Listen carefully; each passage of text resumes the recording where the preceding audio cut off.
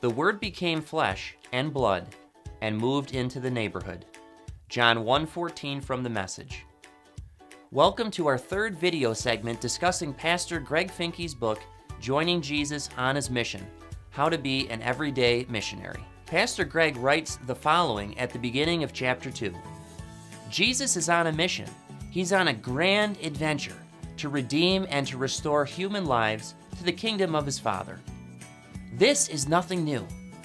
Ever since he broke out of the tomb on Easter Sunday, Jesus has been on the loose, pursuing his redemptive mission, messing with people, ripening people, preparing people to be drawn back to the Father he loves. It's what he does, and he's on the move in your neighborhood too. The concept of neighborhood is very important for the missional lifestyle. Neighborhood is all about the relationships, or the potential relationships, we could have with just a little intentionality. A neighborhood is defined as any network of people to which we have regular access. Obviously, the neighborhoods where you live qualify, as do the neighborhoods of your workplaces and schools. But there are other neighborhoods in which we regularly find ourselves, such as recreation leagues, fitness classes, or craft beer clubs. Some of us are soccer moms or band parents, while others are involved with country clubs, community centers, service agencies, or the YMCA. All of these are examples of neighborhoods in which we may find ourselves. So take a moment to list the neighborhoods to which you have access. You see, Jesus is on the loose in all of these neighborhoods. Wherever you go, whether it's to the ends of the earth or just down the street to Walmart, if there are people there, you can be sure that Jesus is up to something redemptively. His purpose is to redeem. His goal is full restoration.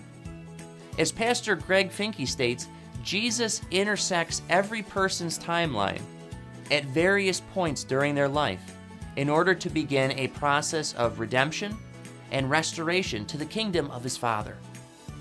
Some people are resisting, some are ignoring, some are oblivious, and some are almost ready. But Jesus is in the redemptive process of uniquely preparing each of them to receive what the Father would freely give them: the forgiveness of sins and a new life with him forever. This is Jesus' mission, and he invites us to join him. This is an important change in the mindset for most U.S. church members and leaders. Jesus is inviting us to join him on his mission. He does not give us a mission to do for him.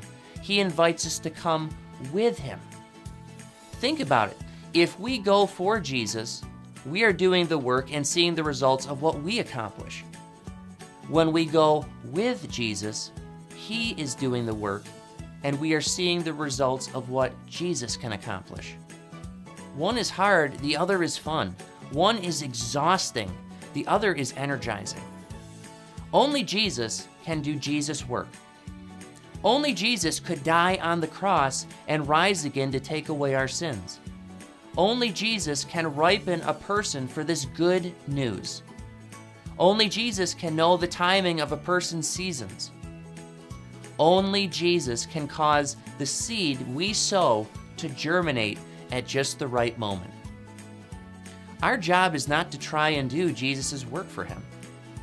Our job is to watch for, recognize, and then respond to the work Jesus is already doing in the lives of people around us and join him.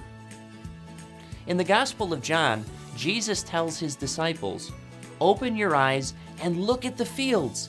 They are ripe for harvest." When Jesus says people are ripe for harvest, he simply means they are ready for good news from God. God is already at work in their lives. Jesus simply wants us to open our eyes and look for these people. So open your eyes and look around. Notice the people who are already there. We can be sure Jesus is up to something redemptively in their lives. And when they are ready and ripe, We don't need to spray them down with our Jesus hose, which means spraying them down with everything we know about Jesus. Instead, offer them a cool cup of water from Jesus and see what happens. This is our new missional mindset. We know Jesus is already out there in our neighborhoods doing the heavy lifting of ripening people for their next step towards his Father's redemption. So every morning as we head out for a new day of mission adventure with Jesus, we can ask ourselves these simple questions.